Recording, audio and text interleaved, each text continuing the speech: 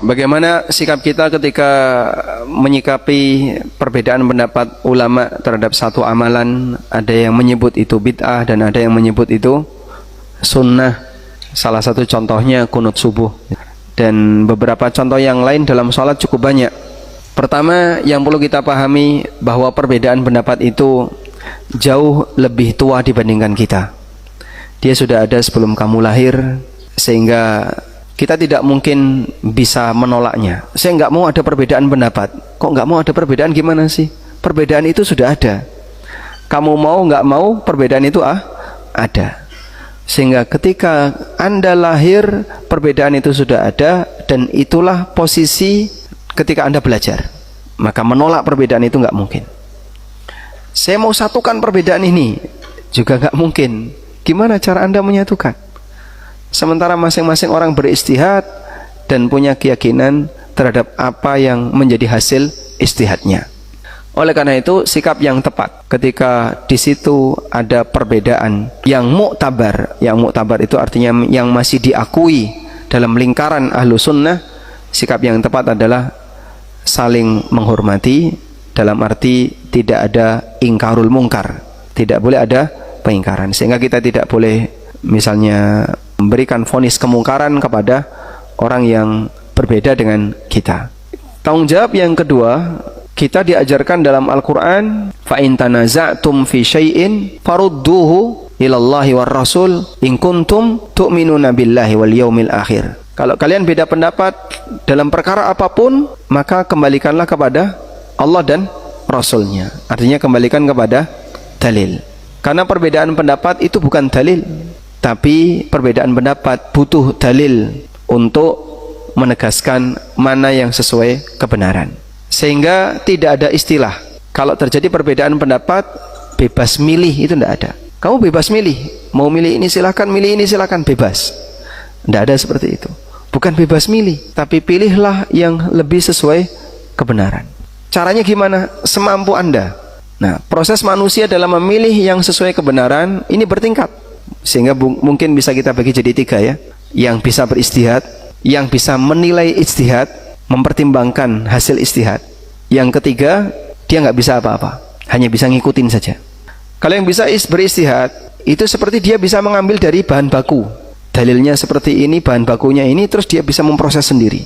Maka berdasarkan dalil-dalil yang ada, saya berkesimpulan seperti ini. Itu bisa beristihad sendiri. Contohnya kayak gimana Pak yang bisa beristihad sendiri? Dia bisa menilai hadisnya sahih atau tidak. Sehingga dalam masalah keabsahan hadis dia nggak taklid. Dia bisa menilai riwayat ini, menurut saya riwayat ini antara sahih dan tidak, dia bisa menilai. Makanya piranti untuk bisa beristihad itu nggak semua orang punya. Baru piranti yang pertama, media pertama adalah alat untuk menilai validitas dalil, apakah sahih atau tidak. Banyak orang yang nggak punya. Saya nggak ngerti ilmu kayak gini. Baik, Anda tidak bisa melakukannya. Sudah? Dia beralih turun di tahapan yang kedua, menilai hasil ijtihad. Ulama A berpandangan seperti ini, ulama B berpandangan seperti ini. Kalau saya perhatikan, saya baca pertimbangan ulama A, saya baca pertimbangan ulama B, nampaknya saya lebih condong kepada pertimbangan ulama B. Silahkan. Sehingga orang yang kedua ini, dia tidak keluar dari medan hasil ijtihad. Maka orang yang kedua ini, dia tidak meninggalkan semua ulama dengan membuat pendapat yang baru, tapi beralih dari ijtihad ulama satu ke ijtihad ulama dua. Dia beralih dari hasil ijtihad ulama satu ke hasil ijtihad ulama.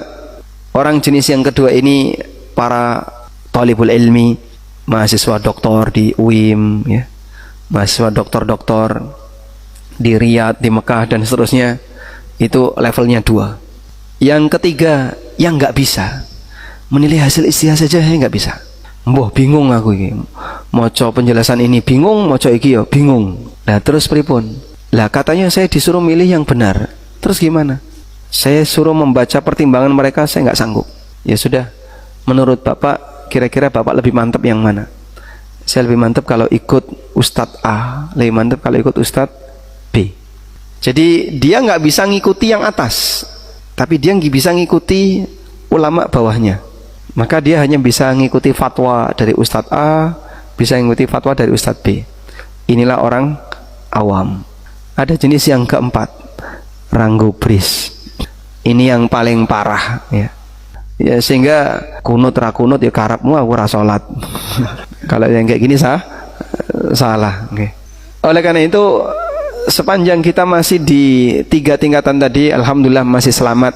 Berarti posisi Anda masih dalam posisi ngikuti ulama. Kalau ada ungkapan gandoli sarunge Mbah Yai, itu berarti yang mana? 3. Ngomong gandoli sarunge Mbah Yai tapi ra tau sinau, ya sama saja.